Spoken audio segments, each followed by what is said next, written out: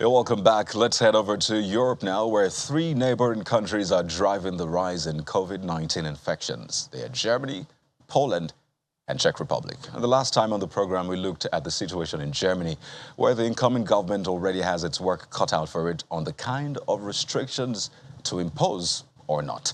But today, we turn our attention to next-door neighbors, Poland. And we're joined by Dr. Michał Maciejaszczyk as a family medicine specialist in the HOD Family Medicine Polish Mothers Hospital.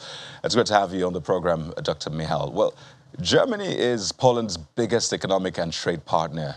And looking at the rise in COVID figures in both countries, it looks like both countries are sharing much more than just trade.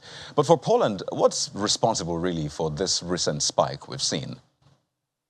The problem is that people in Poland stopped seeing the problem during the summer because the number of COVID new cases was dropping really fast. And now we didn't get enough people vaccinated to get rid of the situation that we actually having now. So the amount of new cases now is growing very, very fast because also of the changing virus, which is Delta variant. And again, not enough vaccinated people, too many people not using masks and gloves in stores and in common spaces. And here's the problem. I mean, it's a mix of different things you've identified, Dr. Michał. So you've talked about the vaccines, you've talked about people's attitude naturally. Some have said that, in fact, the weather might be responsible for this. You've also referenced the Delta variant and not enough vaccines. I just wonder what the approach is from governments to try to combat these challenges, because they are multifaceted, as it were. They are trying to actually fight that by putting common sense in people, which is very difficult in any case. And in the case of people who are actually tired with the COVID situation for past 18 months, it's even more problematic. For now, we are not putting new restrictions because there is a problem in keeping even the ones that are in place. So, in my opinion, they should at least start putting some restrictions on people who are not vaccinated to show that the vaccination itself can help you a lot in normal functioning. Also, I'm in charge of vaccination process in Matka Polka Hospital. And the good news is that actually some people start seeing the problem again, and we have some new comers, so first dosage, which was not so for past 3-4 months. I've been hearing your first conversation, and in Poland now we are also administering the third dosage after 6 months of the second one to better the immune reaction. And some people are coming for the third dose and taking their neighbors or friends for the first one. That's a good outcome. But if we don't change the attitude of people and we won't get back to keeping the masks on in the places that there is a lot of people, definitely we will have the problem.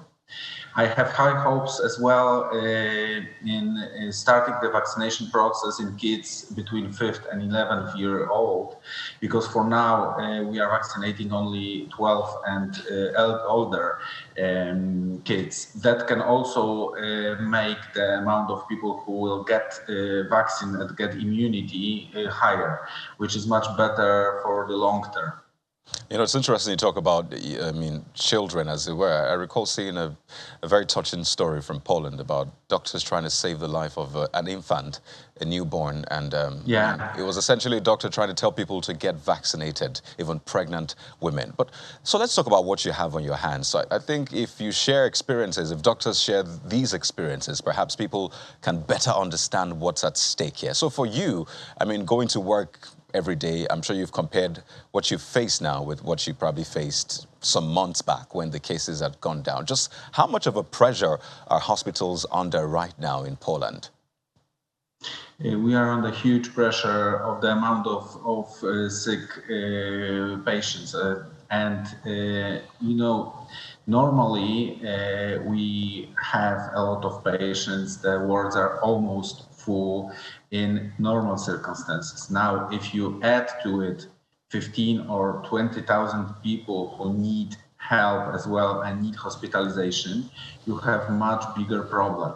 So we want to put more doctors, more nurses. We can put more beds. We can even start new wards with respirators and that kind of stuff. But we will be lacking staff in the moment. We also are not completely bulletproof as doctors or nurses. We also get sick in the contact with COVID. So that's another moment that we actually need support from general public. So do what you are told to do. Get vaccines, get your masks on when you are in a crowd, when you are in public transportation. That helps us.